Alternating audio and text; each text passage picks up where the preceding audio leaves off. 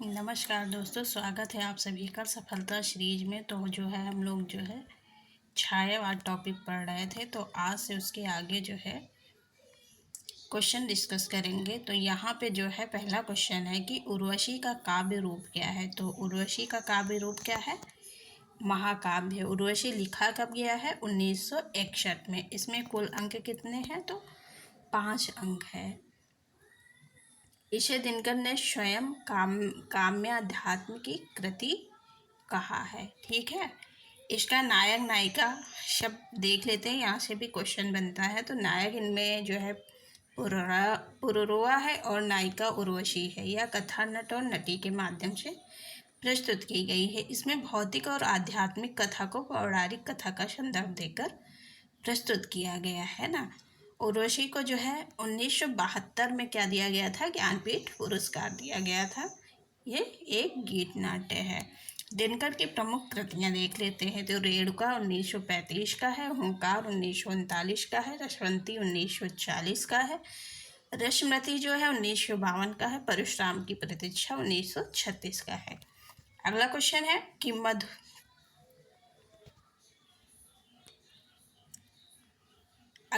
है कि मधुमय वसंत जीवन वन के इस पंक्ति में वसंत किसका प्रतीक है? तो यहाँ पे वसंत जो हो जाएगा ऑप्शन डी यौवन का प्रतीक हो जाएगा, है ना। और ये कहाँ से पंक्तियाँ ली गई हैं? तो कामायनी के काम सर्ग से ली गई हैं। तो कामायनी के 15 सर्ग देख लेते हैं। चिंता, आशा, श्रद्धा, काम, वासना, लज्जा, कर्म, ईर्षा, ईड़ा, स्वप्न, संघर्ष, निर्वेद, दर्शन, रहस्य, आनंद। ये सब बहुत इंपॉर्टेंट है, यहाँ से क्वेश्चन अक्सर बनते ही बनते हैं। अगला क्वेश्चन है कि केचुआ छंद का प्रयोग किस कवि ने अपनी कविताओं में किया था? तो वो है हमारे निराला जी। ऑप्शन सी सही हो जाएगा। पंत जी का जो है युगवाड़ी 1939 का है, ग्राम्य 1940 का, युगपत 1949 ईस्वी का है ना। फिर निराला का देख लेते हैं। कृतियाँ, कभी कभी कृतियों के रहे रचना वर्ष भी पूछे जाते हैं मिलान के लिए, तो यहाँ से भी क्वेश्चन बनते हैं। तो गीतिका जो है 1936 है, अनामिका 1923 ईस्वी है, शांत काकली 1969, गीत कुंज 1954 आदि है। फिर है माखनलाल चतुर्वेदी। माखनलाल चतुर्वेदी की जो है हिमकिरीटनी, इस पे जो है इनको साहित्य अकादमी मिला है 1943 में। ये पहली रचना है ना, साहित्य जिसे मिला है हिंदी में। और हिम तरंगिनी जो है 1939 का है, माता 1951 का है, समर्पण 1956 का है। निराला को हिंदी में मुक्तक छंद का प्रवर्तक माना जाता है। आचार्य शुक्ल के अनुसार जो है बहु वस्तु स्पर्शनी प्रतिभा निराला जी में देखने को मिलती है। तो चलिए अगला क्वेश्चन देखते हैं। अगला क्वेश्चन क्या है? अगला क्वेश्चन है निम्न में से कौन सी निराला जी द्वारा रचित व्यंग्यपरक रचना है? तो व्यंग्यपरक रचना उनकी कुकुरमुत्ता है, सभी को पता होगा, 1942 में लिखा गया है। सूर्यकांत त्रिपाठी निराला की एक प्रसिद्ध लंबी कविता है। ये ध्यान रखिएगा कैसी कविता है? तो लंबी कविता है, क्योंकि यहाँ से भी पूछ लिया जाता है कौन सी लंबी कविताएं हैं। उसके बाद है कि जिसमें कवि ने पूंजीवादी सभ्यता पर कुकुरमुत्ता के बयान के बहाने करारा व्यंग्य किया। इसमें कुकुरमुत्ता क्या है? सर्वहारा वर्ग का प्रतिनिधि है कुकुरमुत्ता, है ना। और गुलाब जो है पूंजीपति वर्ग का प्रतिनिधि है। और इनका जो है जूही की कली इनकी प्रथम रचना है, 1916 में लिखा गया मुक्तक छंद में निराला की पहली रचना है, जिसे आचार्य द्विवेदी ने अश्लीलता के आरोप में सरस्वती पत्रिका में छपने से इनकार कर दिया। मोस्ट इम्पोर्टेंट टॉपिक क्वेश्चन बनता है। फिर है सरोज स्मृति। इसको जो है 1935 ईस्वी को निराला ने अपने पुत्री सरोज के निधन पर शोक गीत के रूप में लिखा गया था। फिर है तुलसीदास। तुलसीदास जो है 1938 का है। निराला ने तुलसी को भारत का सांस्कृतिक शौर्य कहा और रत्नावली को माँ भारती की तरह सम्मानित किया है। ये इम्पोर्टेंट है ना, हर एक पॉइंट मोस्ट इम्पोर्टेंट है, क्वेश्चन कहीं से भी पूछा जा सकता है। अगला क्वेश्चन है कि कविता करने की प्रेरणा मुझे सबसे पहले प्रकृति निरीक्षण से मिली, जिसका श्रेय मेरे जन्मभूमि पूर्वांचल प्रदेश को है। यह कथन किस कवि का है? तो ये हो जाएगा सूर्यकांत सॉरी सुमित्रानंदन पंत का। ऑप्शन से यहाँ पे सही हो जाएगा। कविता करने की प्रेरणा मुझे सबसे पहले प्रकृति के निरीक्षण से मिली, जिसका श्रेय मेरी जन्मभूमि पूर्वांचल प्रदेश को है ना। कहाँ पे पैदा हुए थे ये पंत जी? तो पूर्वांचल प्रदेश में पैदा हुए थे। ये कथन प्रकृति के सुकुमार कवि सुमित्रानंदन पंत का है। अगला पॉइंट है कि पंत ने कवि को कल्पना की कानन रानी कहा। इम्पोर्टेंट है ना। फिर पंत को संवेदनशील इंद्रिय बोध का कवि भी कहा जाता है। इनकी रचनाएं देख लेते हैं। तो इनकी रचनाएं है जो है उच्छ्वास 1920, बीड़ा 1927, ग्राम्य जो है 1940, कला और बूढ़ाचार 1959, लोकायतन जो है 1964 चितंबरा है। उसके बाद अगला क्वेश्चन है कि गीत कुंज नामक संकलन किस कवि की रचना है? तो यहाँ पे बताना है कि गीत कुंज जो है किसकी रचना है? तो ये हो जाएगा निराला जी की। ऑप्शन भी सही हो जाएगा। इसका प्रकाशन वर्ष क्या है? तो 1954 में लिखा गया है। गीत कुंज काव्य संकलन निराला की रचना है। अगला है कि राग विराग में कुल कितनी रचनाएं हैं? तो 130 रचनाएं जो है देखने को मिलती हैं राग विराग में, जिन्हें 3 चरणों में बांटा गया है, जिसके तृतीय चरण 1950 से 1961 ईस्वी में कुल 4 संग्रह प्रकाशित हुए हैं। इनकी कुछ रचनाएं हैं देख लेते हैं। अर्चना जो है 1950 का है, आराधना 1953 का है, गीत कुंज जो है 1954 का है, शांति काकली 1969 का है। अगला क्वेश्चन है कि पंत जी का महाकाव्य कौन सा है? तो यहाँ पे बताइए कि पंत जी का महाकाव्य कौन सा है? तो ऑप्शन सी हो जाएगा लोकायतन, है ना।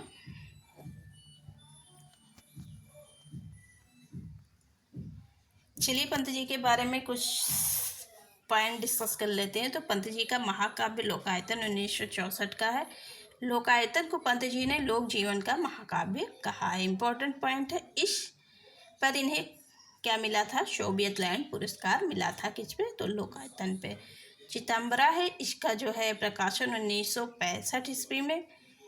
इसमें 1961 की तक की पूर्व रचनाओं का संकलन है। 65 में चितंबरा लिखा गया। चितंबरा पर जो है ज्ञानपीठ पुरस्कार भी दिया गया है 1968 ईस्वी में, है ना। अगला इनका जो रचना है गुंजन है 1932 का। इनमें जो है नौका बिहार, चांदनी, तपरे, मधुर मधुर मन, भाभी पत्नी के प्रति एक तारा कविताएं संकलित है गुंजन में। इम्पोर्टेंट है। अगला क्वेश्चन देखते हैं। क्वेश्चन है कि सरोज स्मृत में सरोज कौन है? तो सरोज स्मृत में जो है सरोज जो है निराला की क्या है? पुत्री है ना। चलिए आगे पॉइंट डिस्कस करते हैं। तो सरोज स्मृत में जो है सरोज निराला की पुत्री है। सरोज स्मृत 1935 में लिखा गया है। निराला ने अपनी पुत्री सरोज के निधन पर शोक गीत के रूप में लिखा है, सभी को पता होगा। फिर इनका काव्य संग्रह है अनामिका। अनामिका जब लिखा गया है 1923 को। परिमल 1930 में लिखा गया है। गीत का जो है 1936 में लिखा गया है। कुकुर मुत्ता भी हम लोग देखे थे 1942 में लिखा गया है। बेला जो है इनका 1946 का है। तुलसीदास जो है इनका 1948 ईस्वी प्रबंध काव्य है। इम्पोर्टेंट है। फिर है इनकी लंबी कविताएं। लंबी कविताएं इनकी जरूर याद रखिएगा क्योंकि क्वेश्चन यहाँ से बनते हैं। तो लंबी कविताएं राम की शक्ति पूजा 1936 है। सरोज स्मृत जो है 1935 ईस्वी है और बादल राग जो है 1920 ईस्वी का है। अगला क्वेश्चन है कि निराला जी का प्रथम काव्य संग्रह कौन सा है? तो निराला जी का प्रथम काव्य संग्रह अनामिका है। अनामिका कब लिखा गया है? 1923 में, है ना। चलिए अगला क्वेश्चन देखते हैं। मैं नीर भरी दुख की बदरी महादेवी वर्मा का प्रयुक्त गीत उनके किस काव्य संग्रह से संबंधित है? तो ये हो जाएगा शांति गीत से, है ना। इनकी प्रसिद्ध रचनाएं देख लेते हैं। तो निहार जो है 1930, ये सब प्रकाशन और सभी लेटेस्ट पेपर हुए हैं, वहाँ पे पूछा गया है। तो इम्पोर्टेंट है ये सारे रचनाएं, तो इम्पोर्टेंट होते हैं। प्रकाशन वर्ष भी याद रखिएगा क्योंकि बहुत ही इम्पोर्टेंट हो जाता है। इनका रश्मि जो है 1932 का है। नीरजा 1935 में लिखा गया है। नीरजा को 1935 में लिखा गया है और उसको सेक्शरिया पुरस्कार मिला है। शांत गीत 1936 का है। यामा 1946, दीपशिखा 1942, और उनका कुकुरमुत्ता भी 1942 में लिखा गया है। रिलेट करके पढ़ेंगे तो हमेशा याद रहेगा। फिर इनका सप्तपर्णा 1960 में लिखा गया है। चंदनी 1965 में लिखा गया है। और इनका नीलांबरा जो है 1982 का है। आत्मिका जो है 1983 का है। दीप गीत 1983 का है। प्रथम अयान 1984 का है। अग्निरेखा 1990 ईस्वी आदि इनकी प्रसिद्ध रचनाएं। अगला क्वेश्चन है कि मानव अथवा प्रकृति के सूक्ष्म व्यक्त सौंदर्य में आध्यात्मिक छाया का भान मेरे विचार से छायावाद की एक सर्वमान्य व्याख्या हो सकती है। यह कथन किसका है?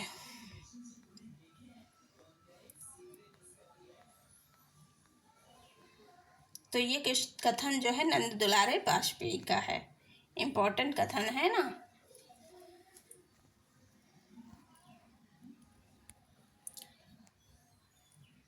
जबकि डॉक्टर नागेंद्र जो है छायावाद के संदर्भ में लिखते हैं कि छायावाद स्थल के प्रति सूक्ष्म का विद्रोह है। सुमित्रानंदन व्रत जो है पंथ की कृत जो है पल्लो की भूमिका को छायावाद का घोषणा पत्र या मैनिफेस्टो कहा गया है ना।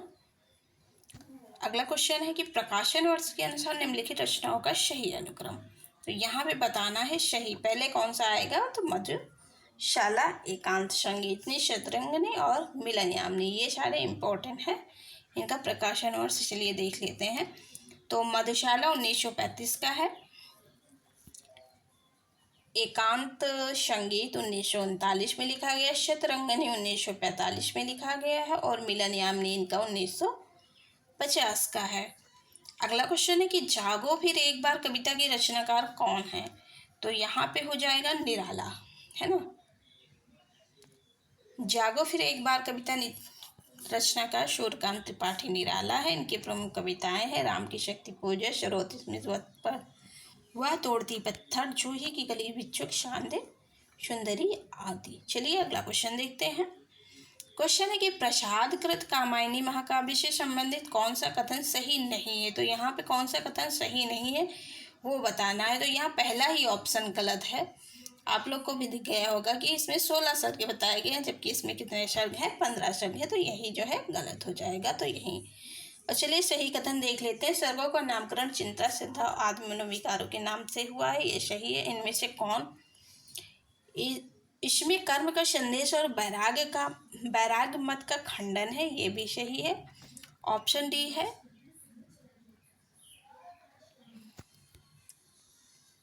सूक्ष्म मनोविकारों को मूर्त रूप देते हुए प्रसाद ने यथार्थ सजीव अद्वितीय चित्रण किया है, ये ऑप्शन भी सही, यानी कि 15 ही ऑप्शन गलत हो जाएगा। चलिए अगला क्वेश्चन देखते हैं।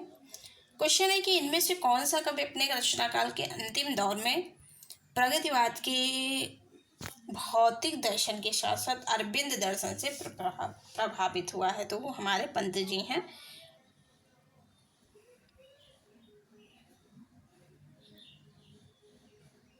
इसकी व्याख्या देख लेते हैं, क्योंकि यहाँ से क्वेश्चन बन ही जाते हैं। तो एक नज़र में कवर कर लेते हैं कि प्रकृति के सुकुमार कवि सुमित्रानंद पंत अपनी रचना काल के दौर में प्रगतिवाद के भौतिक दर्शन के साथ साथ अरविंद दर्शन से प्रभावित हुए।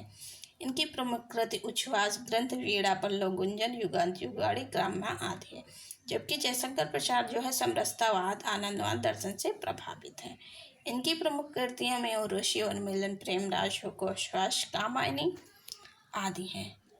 अगला जो है सूर्यकांत त्रिपाठी निराला को हिंदी में मुक्त छंद का प्रवर्तक माना जाता है। इनकी प्रमुख काव्य कृति जो है अनामिका, परिमल सरोज स्मृत, राम की शतपूजा, जूही की कली आदि। दिनकर की प्रमुख कृतियाँ कुरुक्षेत्र, रथी, हुंकार और रश्वंती है। अगला क्वेश्चन है कि बालकृष्ण नवीन कृति काव्य इनमें से कौन है? तो यहाँ पे देखते हैं रेणुका जो है हिमकिरीटनी और मिलन इनका नहीं है। हम 22 जन्म के जो है नवीन जी का है। रेणुका दिनकर का है। हिमकिरीटनी जो है माखनलाल चतुर्वेदी, मिलन जो है रामनरेश त्रिपाठी की रचना है। अगला क्वेश्चन देखते हैं कि इनमें छायावादी कवि कौन नहीं है? तो यहाँ पे बताना है कि छायावादी कौन कवि नहीं है। तो हो जाएंगे शिवमंगल सिंह सुमन। जबकि सूर्यकांत त्रिपाठी, निराला पंत और प्रसाद जो है छायावादी कवि के अंतर्गत आते हैं। चलिए कुछ इम्पोर्टेंट पॉइंट देख लेते हैं जो एग्जाम में अक्सर पूछे जाते हैं। तो यहाँ पे दिया गया है कि दिए गए कवियों में शिवमंगल सिंह सुमन जो है छायावादी कवि नहीं है, बल्कि ये है प्रगतिवादी कवि। जयशंकर प्रसाद निराला और पंत जो है छायावादी के बृहत्त्रयी कवि हैं। इन्हें क्रमशः छायावाद का ब्रह्मा किसको माना जाता है? जयशंकर प्रसाद को विष्णु माना जाता है, सुमित्रा नंदन पंत को, और महेश जो है हमारे सूर्यकांत त्रिपाठी निराले जी को कहा जाता है। छायावाद की लघुत्रयी में महादेवी वर्मा, राम कुमार वर्मा और भगवती चरण वर्मा आते हैं। इंपॉर्टेंट है, यहाँ से क्वेश्चन बनता है तो याद रखिएगा। अगला क्वेश्चन है कि आधुनिक मीरा किसे कहा जाता है? तो आधुनिक मीरा जो है महादेवी वर्मा को कहा जाता है ना। ये अभी हम लोग देख के आए हैं।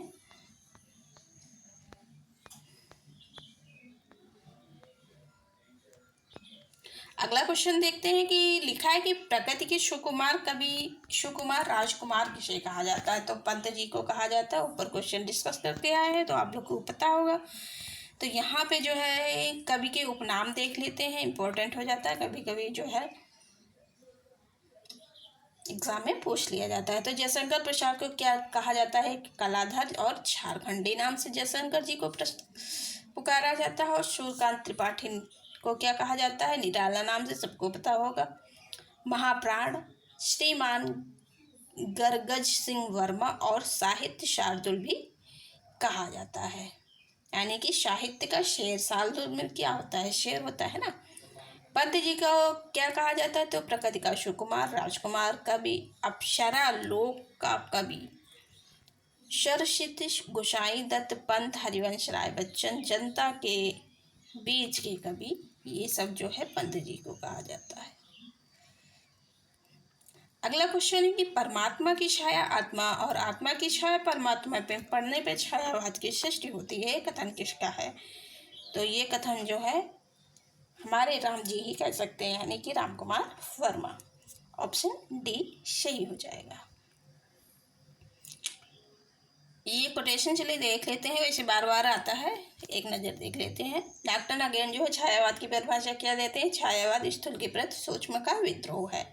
तो रामचंद्र शुक्ल छायावाद के बारे में क्या कहते हैं कि छायावाद शब्द का प्रयोग दो अर्थों में समझना चाहिए। पहला तो रहस्यवाद के अर्थ में और दूसरा जो है काव्य शैली या पद्धति विशेष के व्यापक अर्थ में। फिर राम कुमार वर्मा छायावाद के विषय में क्या कहते हैं कि छायावाद स्थूल के प्रति सूक्ष्म विद्रोह नहीं रहा है, वरन थोथी नैतिकता रूढ़वाद और सामंती बंधनों के प्रति विद्रोह रहा है ना। अगला क्वेश्चन है कि इन कवियों को आरोही क्रम में व्यवस्थित कीजिए। तो यहाँ पे आरोही क्रम में यानी कि बढ़ते हुए क्रम में लगाना है। तो पहले आ जाएंगे हमारे प्रसाद जी, उसके बाद आ जाएंगे निराला, फिर है पंत, उसके बाद महादेवी वर्मा। चलिए जीवन काल देख लेते हैं। कभी कभी वन लाइनर में भी पूछ लिया जाता है कि प्रसाद का जन्म कब हुआ है, तो अगर याद रहेगा तो हम लोग बता देंगे। तो जो है प्रसाद जी 1889 में जन्मे और 1937 में मृत्यु हो गई। और निराला जी है 1899 से 1962 ईस्वी, पंत का 1900 से 1977 ईस्वी, और महादेवी वर्मा जो है 1907 से 1987 ईस्वी।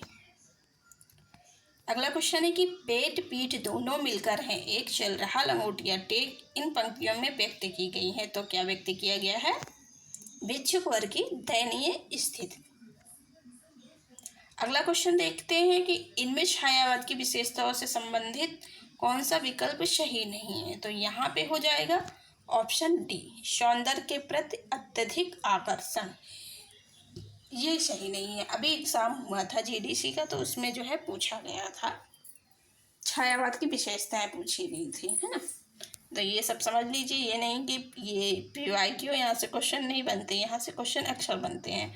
तो विशेषताएं कौन सी रही हैं वो देख लेते हैं। तो पहला है कि आत्मा अनुभूत की अभिव्यक्ति, ये विशेषताएं रही हैं। कल्पना की अतिशयता, सूक्ष्म के प्रति स्थूल का विद्रोह, ये सब परिभाषा देख के आए हैं तो आप लोग को याद होगा, है ना, विशेषताएं।